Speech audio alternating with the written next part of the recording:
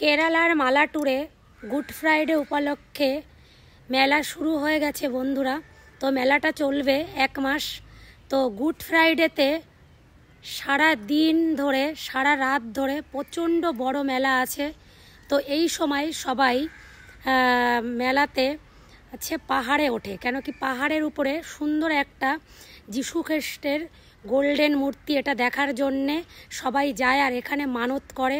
এইখানে মানত করলে অনেকের মনের আশা পূর্ণ হয়। তো গুড ফ্রাইডেতে মালাটুরে অনেক বড় মেলা, আর তার সাথে এখন থেকেই সবাই পাহাড়ে উঠতে শুরু করেছে আর সবাই ওই দিনে রাত্রে পাহাড়ে ওঠে। তো তোমরা যদি কেরালার মালাটুরে আসতে চাও বন্ধুরা, আসতে পারো। এখানে অনেক সুন্দর মেলা হবে।